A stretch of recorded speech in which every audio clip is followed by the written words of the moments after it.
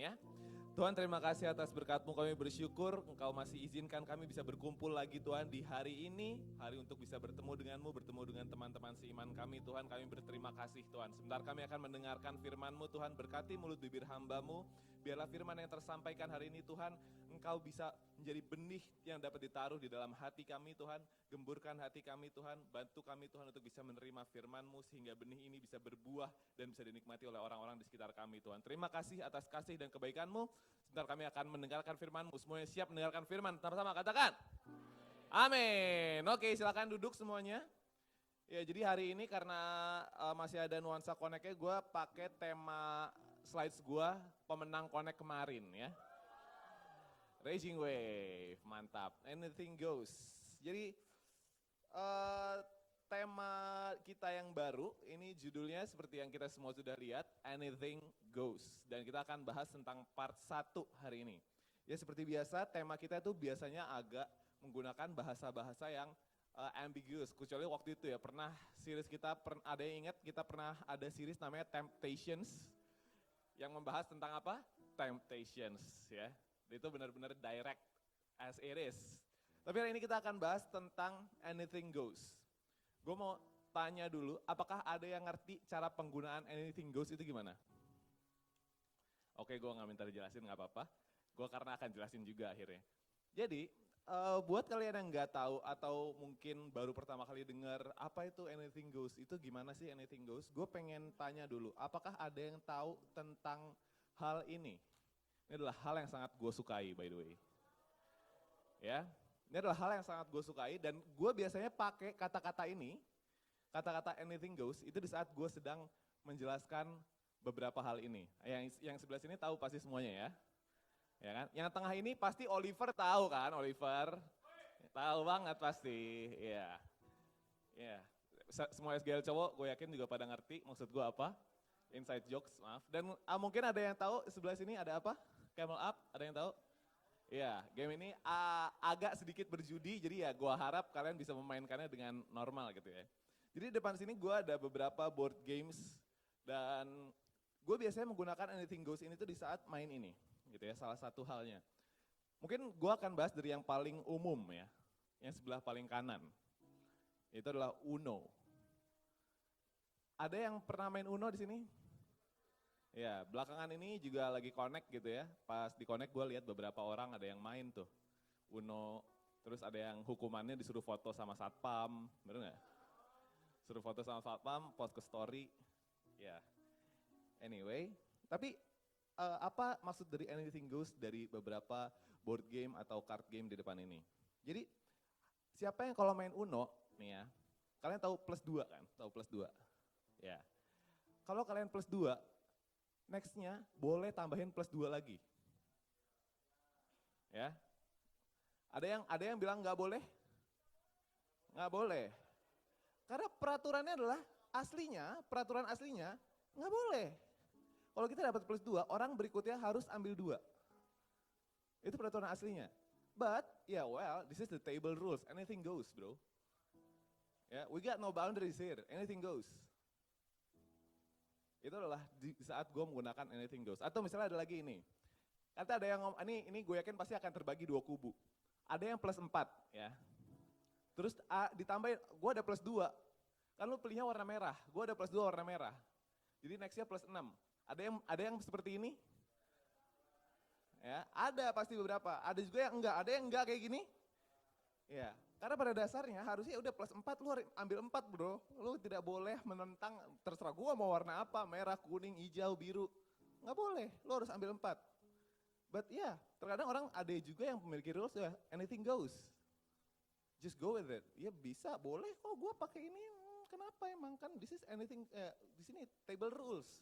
Anything goes.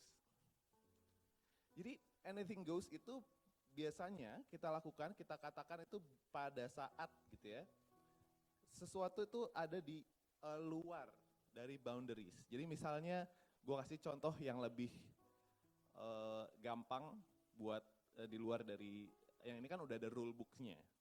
Kalau yang nggak ada rule books-nya, misalnya kita bikin sebuah dance circle di sini ya. Kita buat lingkaran gitu ya, terus tiap orang harus maju dan dia harus ngedance di tengah.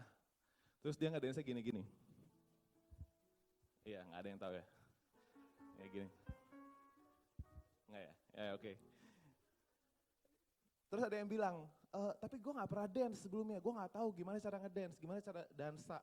Ya it's okay, anything goes. Jadi lu bisa ngapain aja gitu, lu mau di situ cuman muter-muter doang juga nggak apa-apa, anything goes. There's no rules, there's no boundaries, there's nothing that can hold you to do something inside there. Jadi basically the idea adalah there are no rules, no boundaries, and no one telling you what to do. Atau dalam kata lain, ini adalah freedom.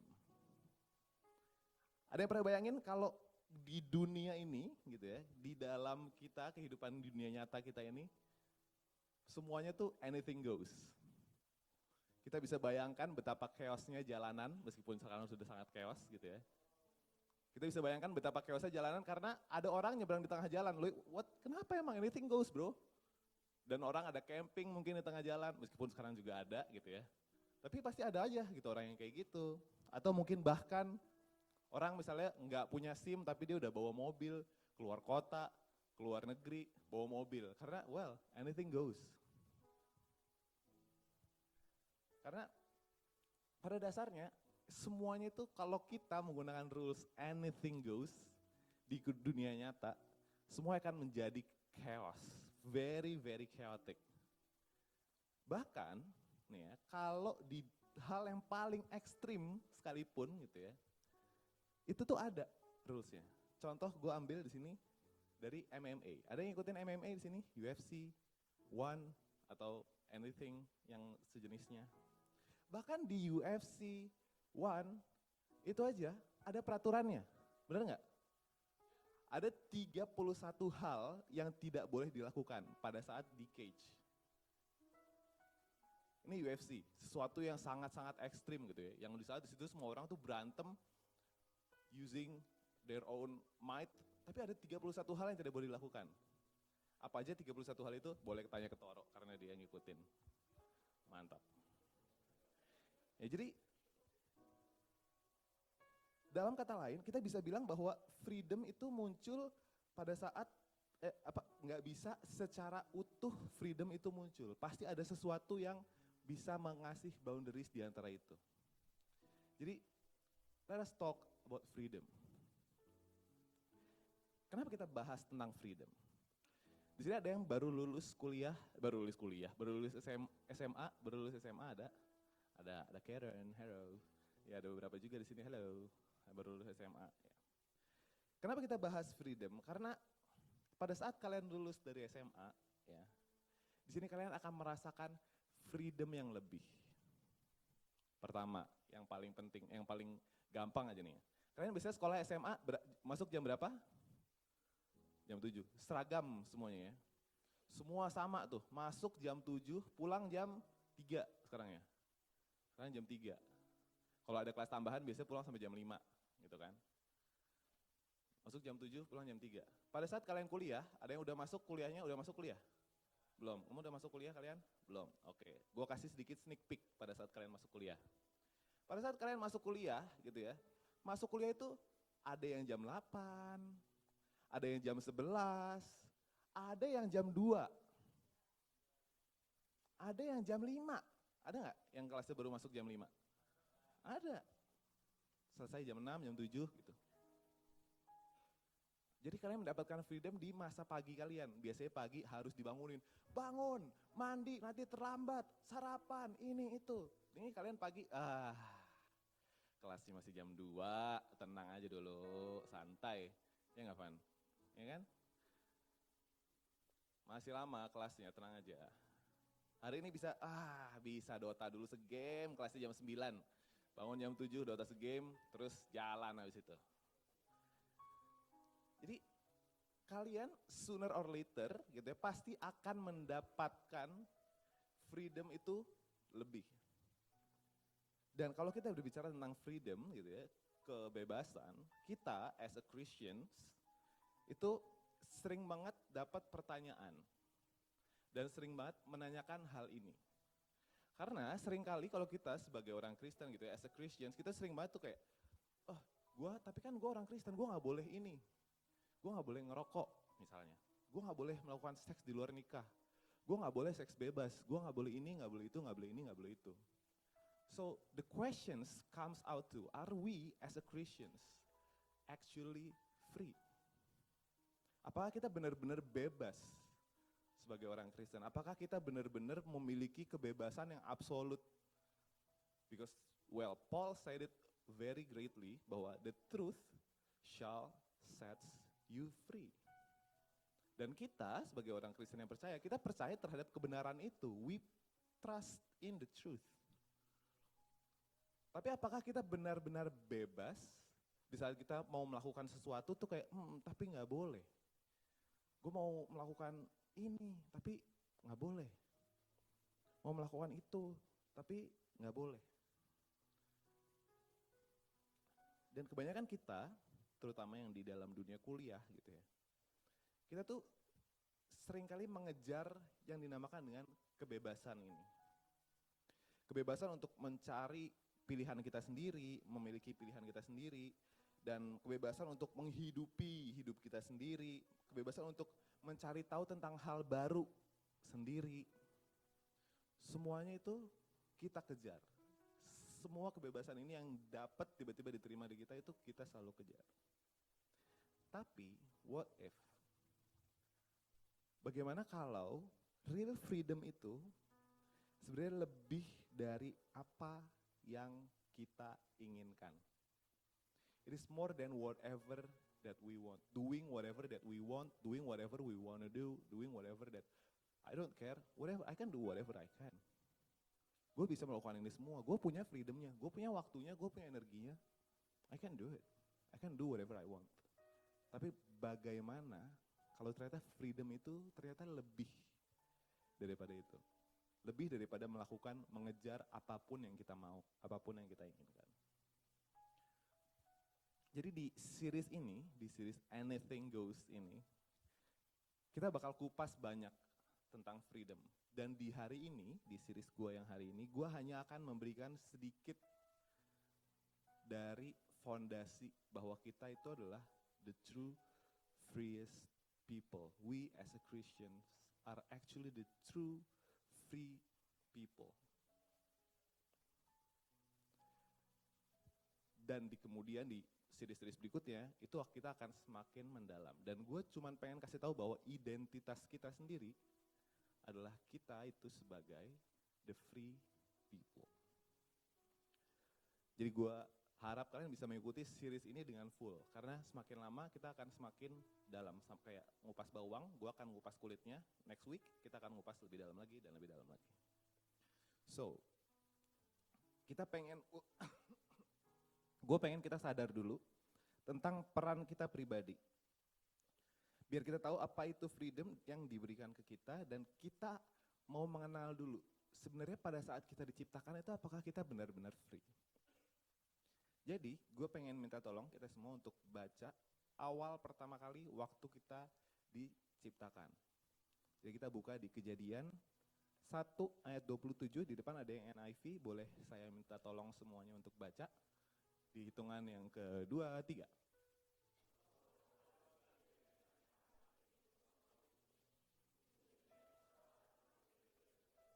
Male and female, he created them. Gue pengen kita fokus kepada kata-kata created mankind in his own image. Kita diciptakan sesuai dengan gambaran siapa? Sesuai dengan gambaran Tuhan. Nah, Tuhan sendiri yang bilang bahwa kita itu diciptakan berdasarkan gambarannya sendiri. Gue mau tanya nih sekarang. Menurut kalian Tuhan bisa melakukan apa aja nggak? Menurut kalian, Tuhan itu punya freedom yang utuh atau enggak? Kalau gue bilang, God is the freest being. Tuhan itu adalah spirit yang paling bebas, yang paling punya freedom di bagian manapun. Is that true or not? Right? God has all the freedom that He has. Dan Dia menciptakan kita berdasarkan gambaran itu. So, God created us. It's not just about He created us, but He created us as His image. So if God can do anything and He is the freest being, it means that you carry something of Him inside of you. You carry His creativity, you carry His love, you carry His intelligence and ability to make choices. Kita membawa itu semua, kita membawa kasih-Nya Tuhan, kita membawa kreativitasnya Tuhan, kita membawa cerdasannya Tuhan, kita membawa kemampuan untuk memilih. Because we got God inside of us. Kita punya gambaran itu di dalam kita. Jadi gue pengen kita semua tahu dulu that you, we, us have an incredible value inside of us, right? Kita punya value yang sangat-sangat luar biasa because we got God. Jadi bukan tentang seberapa value kita itu bukan tentang seberapa orang yang kenal kita, bukan seberapa banyak like yang kita dapat mungkin di manapun, di Instagram, di Twitter or anything, or X or anything. But it's because of someone who made you. And when He made you, He insert His image in you. Dan saat Dia menciptakan kita, Dia menaruh gambaran Dia di dalam kita. Dan dari awal, Tuhan juga memberikan freedom itu kepada kita. Karena kita dibuat berdasarkan gambaran Dia. Nah, tapi singkat cerita gitu ya, setelah Tuhan memberikan ini, itu, dan lain-lain, menciptakan banyak hal, di Kejadian 2 ayat 15, Tuhan bilang seperti ini. The Lord God took the man and put him in the Garden of Eden to work it and take care of it. Here's the twist. The freest being, and God gave him a purpose. God gave him a purpose. Dia memberikan Adam sebuah tujuan bahwa dia itu harus apa? Work it and take care of it. The Garden of Eden harus di-nurture, harus dipekerjakan. So it's not just freedom. Because freedom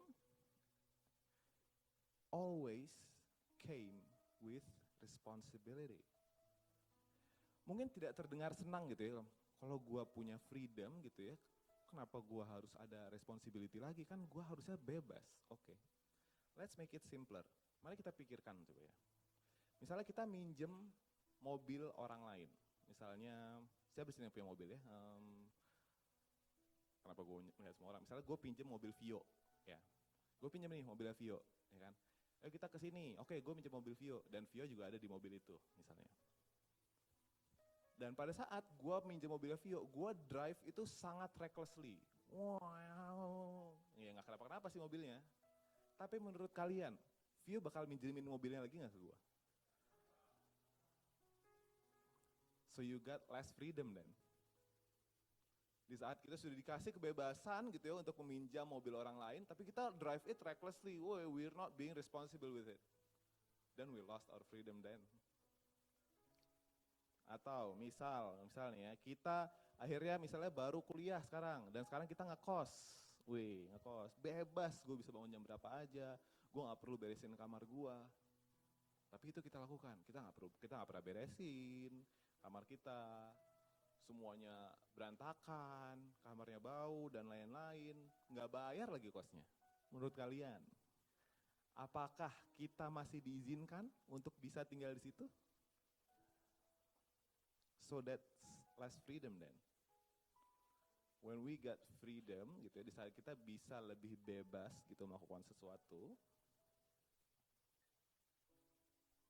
ada responsibility juga yang harus kita lakukan, yang harus kita jaga dan harus kita tahan. So we can maintain our own freedom. So what's the point? The point that I'm trying to say gitu ya, yang gue pengen coba katakan, yang mau gue coba sampaikan adalah freedom and responsibility go hand in hand. God didn't give Adam and Eve work as a punishment. No. It wasn't some boring chore, it was a privilege. Di saat Tuhan memberikan pekerjaan gitu ya kepada Adam dan Hawa, itu bukan cuman kayak sembarang tentang oke lu kerjain ini deh biar lu ada kerjaan. No. Itu adalah sebuah privilege.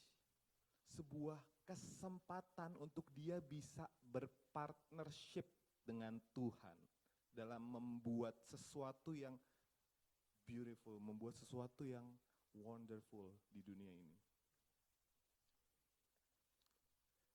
So I want to say that freedom isn't about doing whatever you want. Freedom is the ability to live with purpose, to live with responsibility, and to live with an impact. That's the freedom that is all about. Jadi bukan tentang melakukan apa aja yang kita mau, karena di saat kita mencoba melakukan apa aja yang kita mau, well, we will lose our freedom. There is not true freedom anymore. Gue akan kasih sebuah contoh ya, di mana freedom itu benar-benar beraksi tentang responsibility. Tadi kita bahas tentang mobil, sekarang gue akan bahas tentang mobil lagi, biar satu jalan gitu ya. Contoh misalnya, kita baru pertama kali ini kita sekarang misalnya udah lulus, sekarang udah dapat nilainya bagus. Terus orang tua kita berpikir, oke, karena kamu dapat nilai bagus dan lulus, kamu akan kita hadiahin mobil. Dapat nih mobil. Senang dong? Ya ini memberikan kita freedom. Tentu saja kita tinggal di Indonesia, transportasi umum itu belum terlalu banyak. Jadi kita bisa mengunjungi tempat-tempat yang tidak terjangkau sama transportasi umum. Lebih banyak dong yang tempat-tempat yang kita bisa kunjungi jadinya. Kita dikasih mobil, kita bisa kemana, freedom. Kita bisa ke kampus, nggak perlu nungguin ojek online, nggak perlu pesan taksi online. Kita bisa ke mana aja, jemput orang, bisa nganterin orang, pacaran juga pasti lebih gampang. It's a great freedom. Tapi dengan kita memiliki mobil, muncullah yang dinamakan dengan responsibility. Karena apa? Mobil itu bensinnya bisa habis. Kalau kita cuma pakai mobilnya doang dan kita nggak isi bensin, apakah mobil itu bisa nyala? Apakah kita bisa gunakan mobilnya? I don't think so. Baru satu, bensin gitu ya. Belum lagi, kedua misalnya setiap bulan kita harus ganti oli. Ada di sini yang punya mobil atau motor deh, nggak pernah diganti olinya. 2 bulan, 3 bulan bisa dipakai, tapi habis itu die. Turun mesin. Berasap tuh langsung pasti knalpotnya. Dan apakah senang mengganti oli gitu ya? Apakah pada saat kita punya mobil, apakah kita menyenangkan, akhirnya kita bisa ganti oli? I don't think that's a good thing. Maksudnya bukan hal yang menyenangkan untuk kita lakukan gitu ya. Ke bengkel, nunggu lagi, ngantri di bengkelnya. Kita harus nunggu, ngecek ini.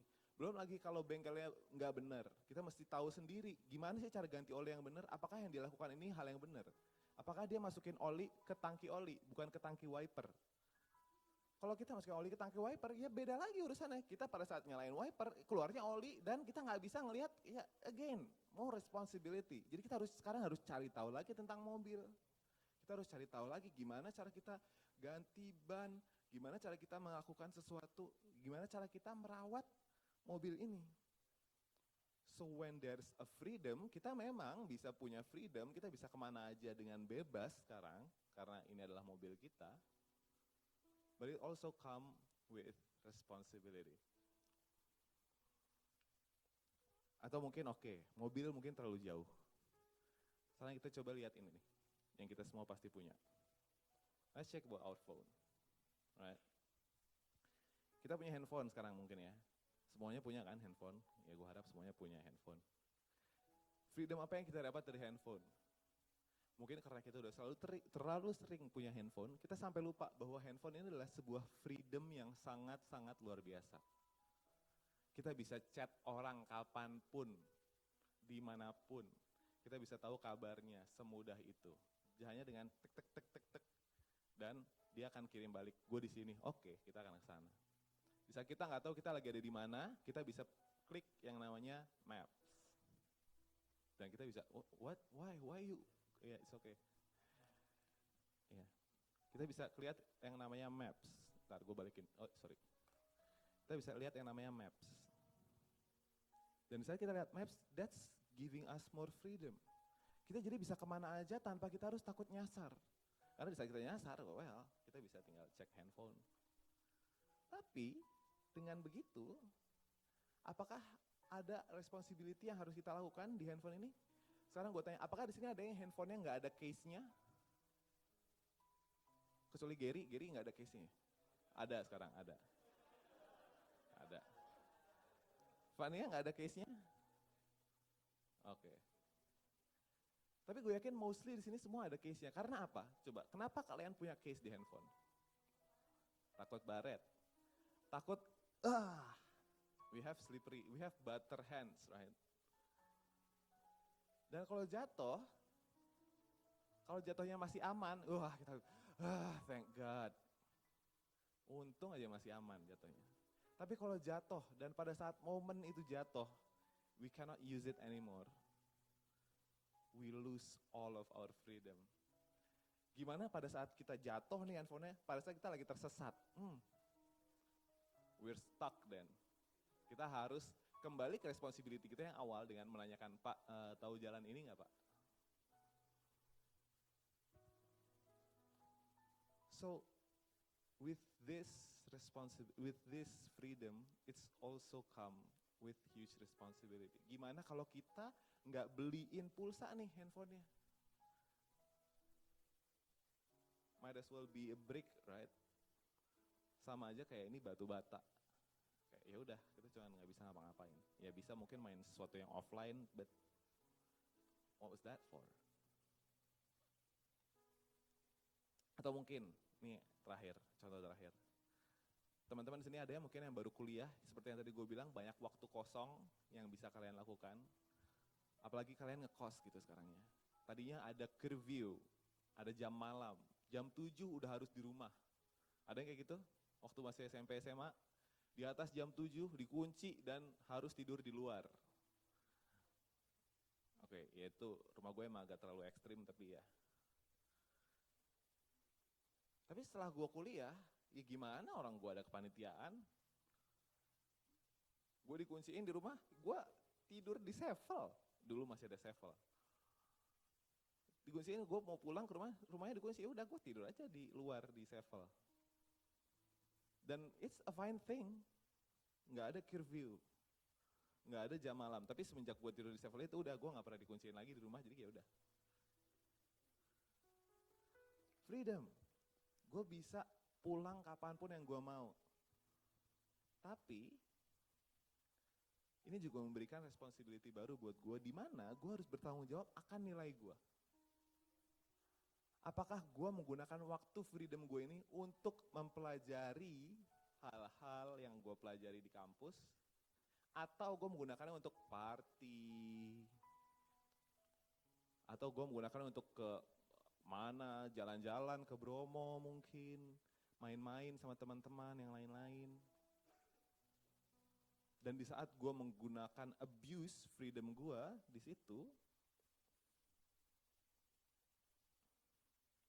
nilai gue pasti tidak akan sebaik itu. Nilai gue pasti akan jauh turun. Nilai gue pasti akan semakin buruk, semakin buruk. So with freedom, with new freedom, comes responsibility. Jadi kita juga harus di saat kita punya banyak waktu, lebih banyak freedom, kita juga harus atur nih schedule kita sendiri. Abis ini gue harus kemana ya? Ini gue udah pelajarin belum ya? Tugas gue yang ini udah ada progresnya belum ya? Kelompok gue yang ini gimana ya? Kelas gue ini lagi bahas tentang apa ya? Tugas akhir ini kapan deadline-nya ya? Semua itu ya harus kita jadikan responsibility kita. Kalau enggak ya udah, goodbye, say goodbye to your final task. Say goodbye to your final exam. So intinya, the same truth in Genesis still applies. Di saat kita mengexperience sebuah freedom, kita nggak bisa mempraktekkan freedom itu tanpa kita mempraktekkan responsibility. So you can't experience freedom without practicing responsibility. Your freedom is a gift. Kebebasan kita itu sebuah hadiah. Tapi bagaimana kita menggunakan hadiah ini, itu sangat-sangat penting.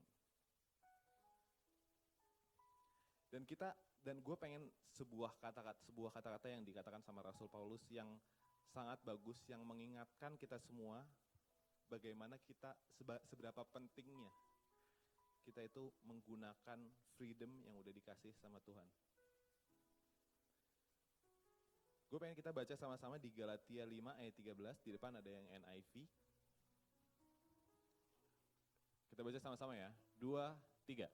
You, my brothers and sisters, were called to be free, but do not use your freedom to indulge the flesh. Rather, serve one another humbly in love. Amin.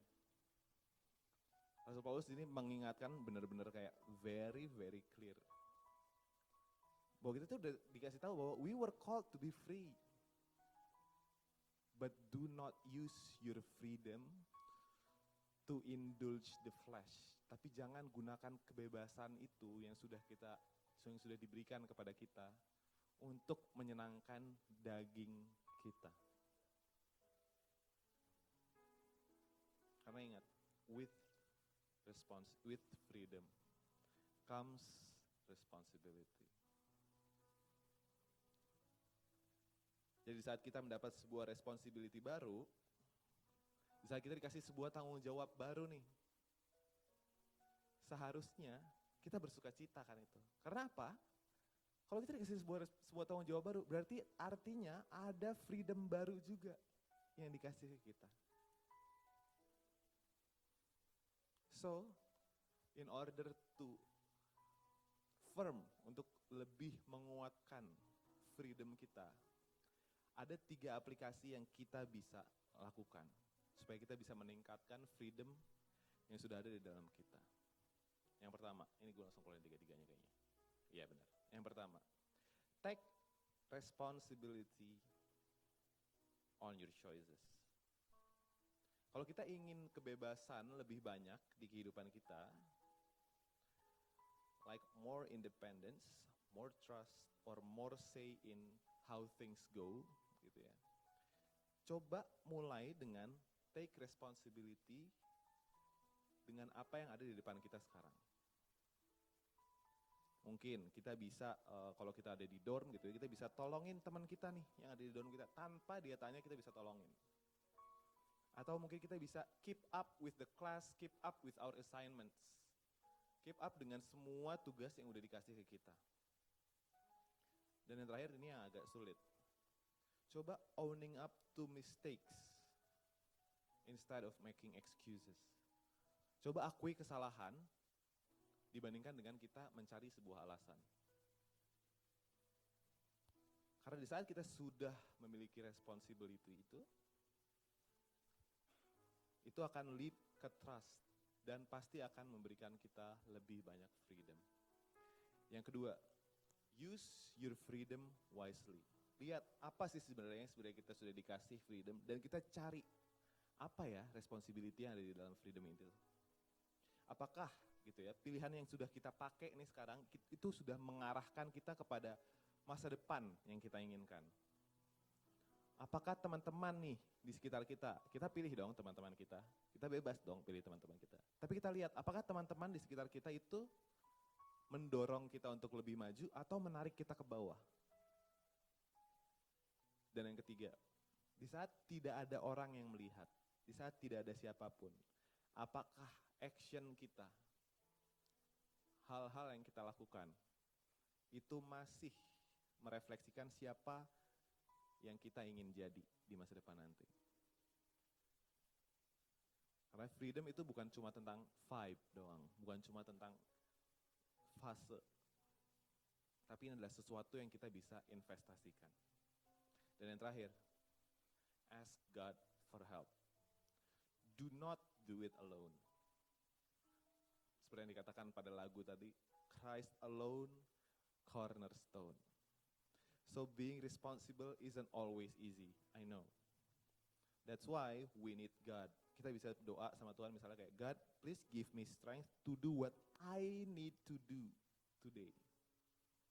Not what I want to do, but what you want me to do today. God, please help me be wise. Bantu saya lebih bijak, Tuhan, terhadap pilihan yang aku akan ambil hari ini. Karena ingat, kita semua di sini punya Roh Kudus yang akan memimpin kita dan membantu kita. Dan untuk menutup, gue mau ada sebuah challenge buat kita semua. Nama challenge-nya adalah ini. One small step. Jadi dalam 1 minggu ke depan gitu ya, gue pengen kita semua coba one step toward practicing responsibility. Bisa yang dilakukan kayak tadi, yang pertama kita bisa membantu orang lain tanpa ditanya apapun bentuk bantuannya. Atau mungkin minta maaf di saat kita mess up, di saat kita melakukan kesalahan kita minta maaf. Kita pilih kebaikan bahkan di saat momennya lagi sulit. Di saat ini orang repotin banget, tapi tetap kita pilih to be kind. Atau mungkin yang terakhir, kita berdoa dan minta hikmat dari Tuhan seminggu penuh. Karena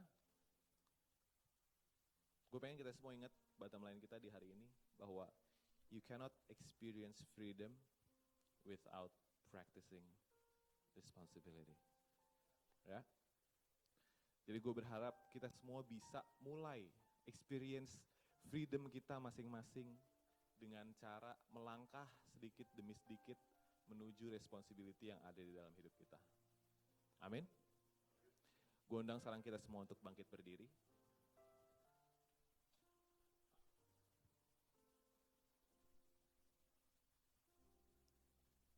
Firman Tuhan sudah selesai. Gue berharap dengan firman Tuhan hari ini, kita semua bisa mengerti dan bisa mengalami apa kebebasan yang sebenarnya yang Tuhan bangun pada saat Ia menciptakan kita. Let's pray. Tuhan, terima kasih atas pesan-Mu di hari ini Tuhan. Kami bersyukur bahwa Engkau telah menciptakan kami sesuai dengan gambaran-Mu Tuhan. Sesuai dengan kebebasan yang Engkau berikan kepada kami Tuhan. Tapi kami tahu Tuhan bahwa kebebasan itu berjalan satu arah dengan tanggung jawab. Dan kami mau own the true responsibility Tuhan. Kami mau own pertanggungjawaban itu Tuhan. Karena kami tahu hanya lewat situ kami bisa mengalami kebebasan tersebut Tuhan. Terima kasih Tuhan atas kasih kebaikan-Mu. Tidak henti-hentinya Tuhan Kau memberikan kami kebebasan dalam melakukan apa yang Engkau inginkan. Biarlah Tuhan dengan firman hari ini kami bisa terus Tuhan memilih Tuhan pilihan-pilihan yang berhikmat sesuai dengan apa yang Engkau arahkan untuk hidup kami Tuhan. Dan Engkau terus dekatkan kami kepadamu Tuhan. Bakar Roh Kudus yang di dalam kami Tuhan, sehingga kami bisa mengerti dan mendengar apa yang Kau inginkan. Terima kasih Tuhan atas kasih-Mu. Sebentar kami akan menerima perjamuan kudus dan kami akan menyiapkan hati kami.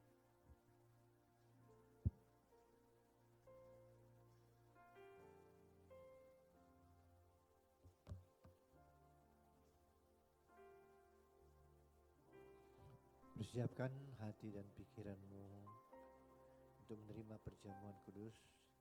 Ingat, perjamuan ini bukan sekedar menerima perjamuan, tapi renungkan dalam setiap hidupmu bahwa Tuhan sudah mati buat kita. Dia sudah mengorbankan hidupnya untuk menebus segala dosa kita. Mari kita berdoa. Bapa, terima kasih Engkau menguduskan, Engkau menyucikan roti dan anggur ini Tuhan, agar supaya di saat kami meminumnya, memakannya,